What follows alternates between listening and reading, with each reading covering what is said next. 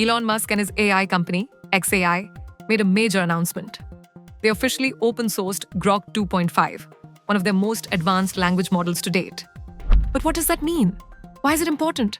And what's coming next with Grok 3? In a post on X, Musk confirmed that Grok 2.5 is now fully accessible to anyone, not just a demo, not limited to an API.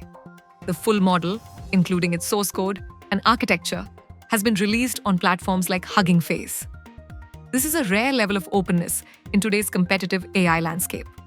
With Grok 2.5 now open, developers, researchers, and startups can modify the model, experiment, and build applications without paying fees or relying on third-party APIs.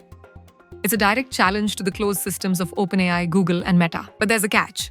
The license gives freedom, but not total freedom. Excise terms prohibit using Grok 2.5 to train competing AI models.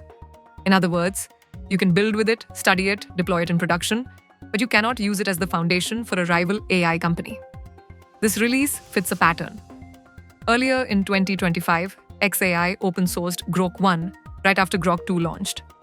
Now, ahead of Grok 3's release, they've made Grok 2.5 available.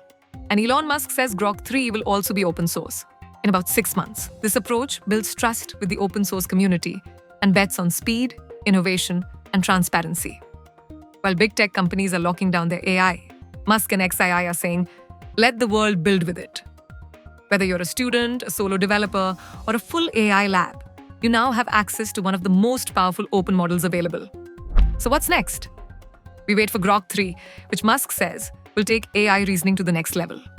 If XAI sticks to its promise, it too will be open source by early 2026. Until then, Grok 2.5 is yours to explore. If you found this story useful, hit the like button and subscribe for more updates on how technology is reshaping our world.